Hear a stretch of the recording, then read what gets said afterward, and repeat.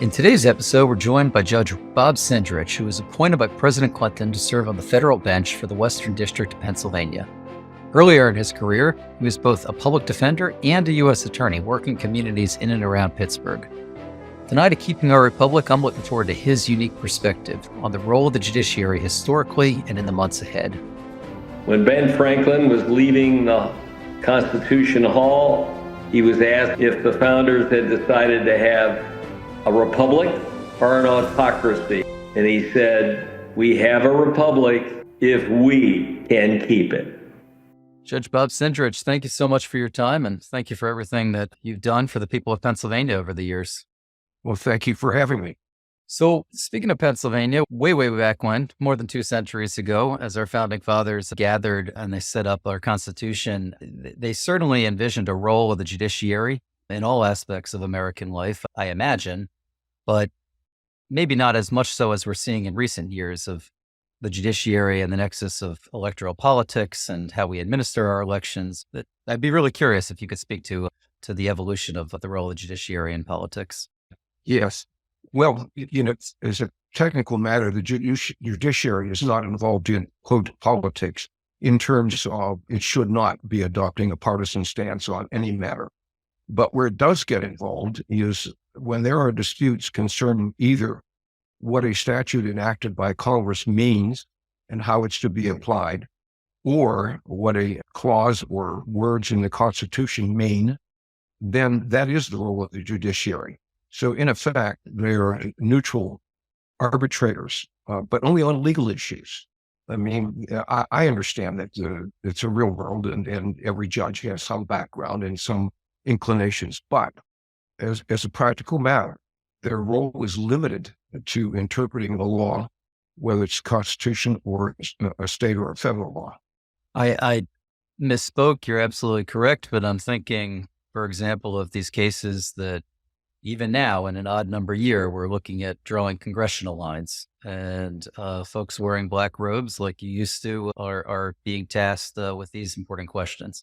Yes, but the background for that is not to try to confer an advantage on either party or any number of parties, but instead it is try to see whether what has been done, usually by the legislature, but sometimes by an independent body, whether what has been done comports with the Constitution. So the overlay is you can reapportionment. I think the chairman of the Pennsylvania Legislative Reapportionment Commission. You can reapportion, but you must do it within the boundaries of the law, which means essentially that you can't do it with a discriminatory intent. We have techniques that are used called packing, which is to pack up into certain districts, minority groups, so that you dilute the strength of their vote. Stacking is another device that's used. And the courts, as you know, ever since Baker versus Carr, the courts have not been fully active in this arena, but there are cases by the Supreme Court and the lower courts construing the legality constitutionally or under state law of the reapportionment that has occurred. So before we go any deeper into the discussion, just share with listeners, we have a lot of student listeners, but diverse listeners. So what attracted you at the beginning of your career to pursue a career in law? And let me ask you, when you were sitting there in law school, did you think one day you were going to be on the bench? I mean, is that always an aspiration? I really did not think about it that way. I came from a very poor coal mine town where after the war, the mines had shut down. And so just getting an education was a chore, and getting into law school was another one. And at the time, my first goal was to be a public defender. I had thought that I had been blessed with the opportunity to receive an undergraduate and a law school education, mostly all of it on scholarships, which otherwise I wouldn't have been there. What did that mean? That mean I had to do something to pay back to society what had been given to me. So I became a public defender. And that was my first job in the law. Well, actually it wasn't. I was a clerk on the Court of Appeals for the Third Circuit as my first job because I couldn't turn that down. And then I went to the Army for a short time, and then I did public defender job. And that was to fulfill a vow that my classmate and I made in law school, that if we got through here and we're become lawyers, we would do something to help. And that classmate, by the way, was now deceased, my dear friend, former Supreme Court Chief Justice Ralph Cappy. And we were the only two in the top of the class, at least, who didn't go on to big firms, which we vowed we wouldn't, but who went on to public service. Let me ask you, all these years later, I mean, was there a particular case or individual with whom you worked when you were a public defender that still stands out? We had a chief public defender who was George Ross, who later became a state court judge. He was a big, burly guy, and he was actually very smart, but he was also very earthy. And one day I was in there whining about how the courts would not recognize a constitutional issue if it floated down off the ceiling and landed on their head. And he started going, "Woo, did you think somehow that document in the archives in Washington that we call the Constitution was self-enforcing? What the hell do you think you're doing?" And it woke me up in a way that even 3 years of law school didn't wake me up to the job of a lawyer, to maintain a just society under the law. And also the idea that the fact that you write something down, either as a law or as a constitution, doesn't mean that it will be followed unless we, the people, make it happen. So you alluded to your upbringing, and we take a look in even recent years, just how much has changed in the demographics and the economy of Western Pennsylvania. It's just remarkable. I mean, you have certain counties that the Gore Lieberman 2000 ticket, they were winning 75%. And now the Trump Pence ticket 20 some years later, they were winning the Democrats were winning 20%. It's just amazing how much has changed. So just give folks a little more flavor of these communities that you know so well in the hills outside of Pittsburgh. Yes.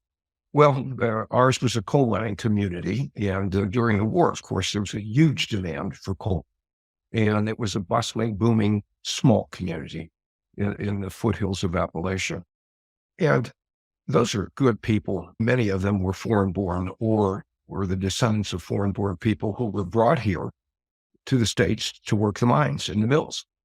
And they were ardent citizens. I mean, they really believed in the United States, and those values were inculcated throughout our schools, throughout our town. But I think over the years, as more and more of these people grew up with a despairing future, with the idea that they can't get anywhere or do anything because of where they came from and because of the income levels that they have, I think some of those people became disillusioned. Well, I know they have. And I think that in part accounts for the change in the electorate in terms of what it's seeking. In some ways, it's seeking revenge for being left out, revenge for not having the same educational opportunity. I think in part that explains it, but I didn't see any of that. It was different. We were post-World War II. I was born during World War II. My father was in the 82nd Airborne. I remember him coming home, and I remember the victory parades and all the other things. And so it was a different era. And none of us, we knew we were poor, but we never felt deprived. And we always had the belief that we could succeed if we worked hard enough. And I guess had a little bit of luck, as I did.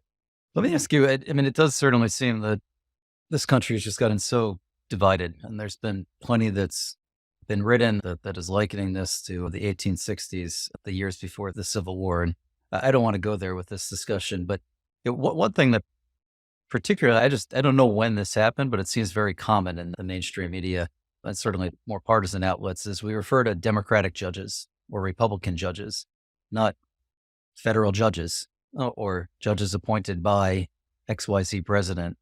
I mean, can you point to when that might have happened and why? I think that's fairly recent. I mean, obviously, we always had judges who got appointed by whichever party was in power. Federal judges, at least. States in Pennsylvania, the state court judges are all elected from the Supreme Court on down. But in the federal system, they were always appointed.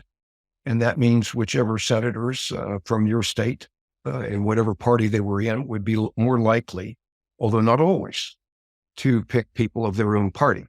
And that bench was evenly split between Republican appointees and Democratic appointees.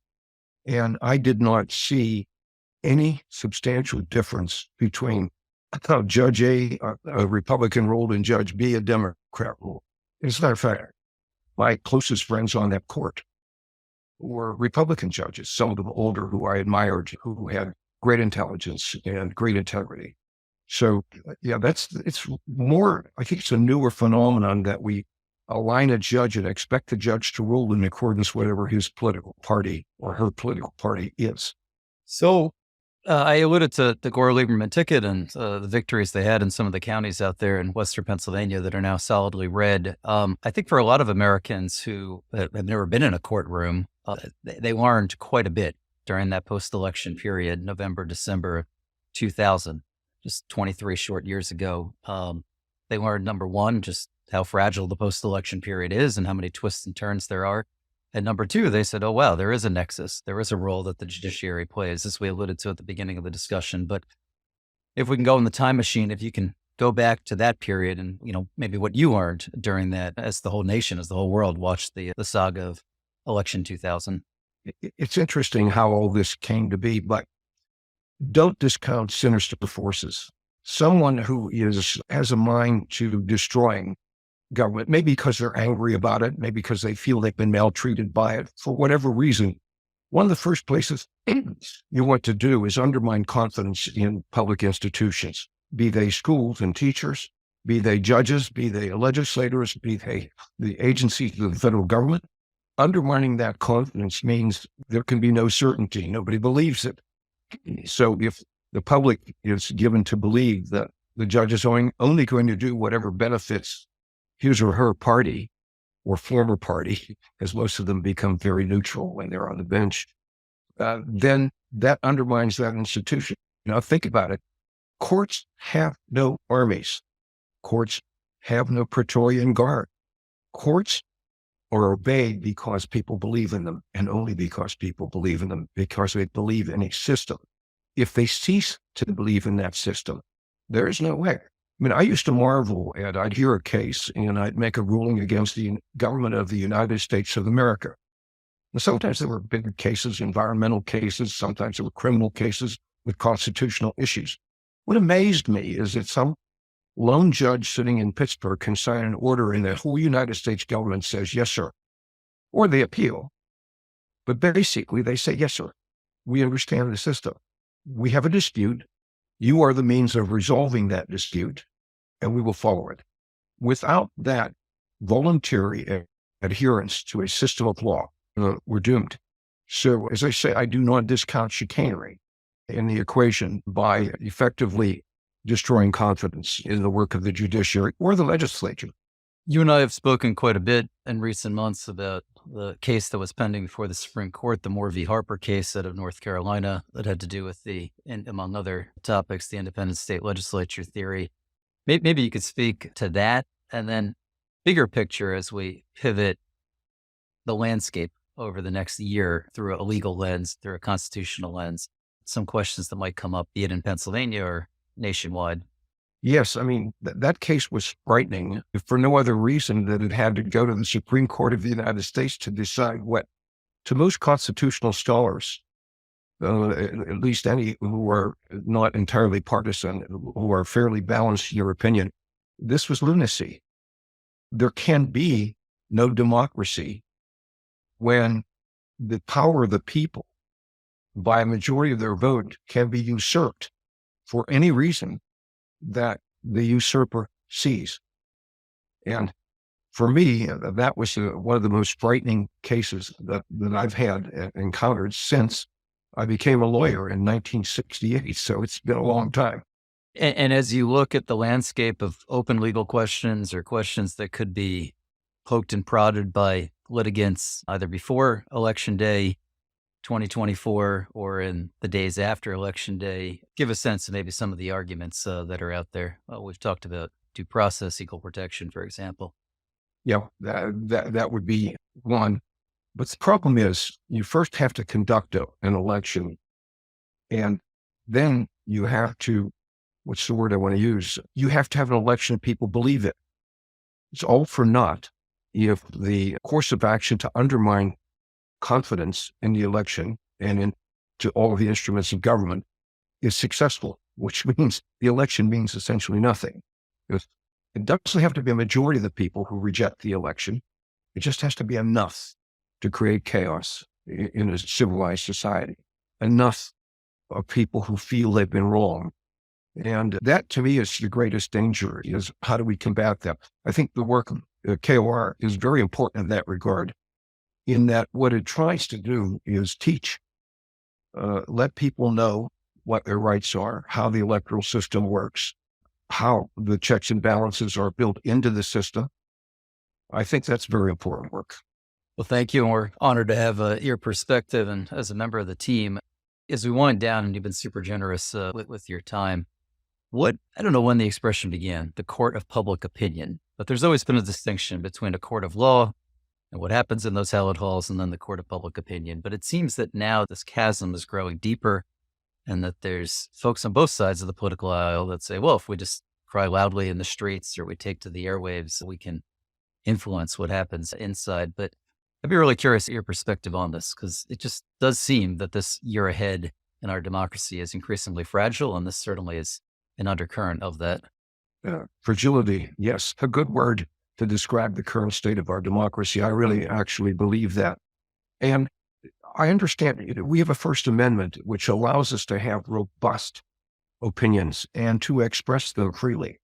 So it's a dilemma we create that is created by a constitutional form of government. So you or I, nor anybody should be seen to be stifling or curtailing people from speaking their opinion, even if their opinion is they don't like our government. That doesn't mean, however, that there aren't limits to public discourse, and there aren't limits to what a person can say. We're in that situation right now with the claims regarding the 2020 election. And those claims have been made repeatedly, are still being made. So some of that then now is translated into criminal cases. So you can act in such a way as to undermine to a degree that it's illegal. You're undermining your own country. The strongest word for it be treasonous behavior. If the conduct you engage in is intended to overturn your government as opposed to working within your government, then you're beyond the boundary. My understanding is that in the days after the 2020 election, months and now 3 years, almost 3 years later, Pennsylvania was ground zero. There were more election-related pieces of litigation than anywhere else in the country and in every level of the court system. So with all that in mind, too often past this prologue, are you optimistic that we're going to have a quote unquote clean election? Or do you think that come Tuesday night, Wednesday night, Thursday night, we're still waiting because there's some issue that's pending in a Pennsylvania court of law? I'm predicting there's going to be more litigation and we probably will be delayed, but I'm also predicting that in the end, we will be able to have an election in which most of the people will have confidence. It will take some doing, and I hope some speedy decisions by the court. I think leaving those things linger is not good. And in the past, we've seen that. We've seen the courts act rather promptly. So yes, I do think we're going to have all kinds of challenges.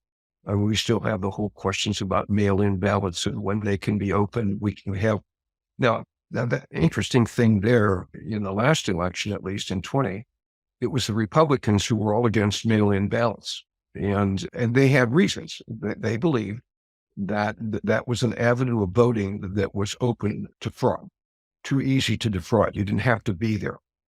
A more cynical assessment of it is that by eliminating mail-in voting, you eliminate a lot of voters who most of whom would be Democrats. I mean, I'm sure some people believe that was a part of the equation. Nonetheless, I see more issues coming up about that. Now, the difference is, in this election, my Republican friends, most of whom are Republican moderates, are very much in favor of mail-in voting. And they see the problems that were created by trying to split the country between the mail-in and non-mail-in. And also, as you and I both know, the simple delay between the vote count that is put on TV and the vote that's actually happening when you have this huge wave of mail-in votes now being counted. It created the appearance that there was a Trump landslide when there was not, because all votes weren't in, all were counted. So I think we need to deal with that issue too, by the way.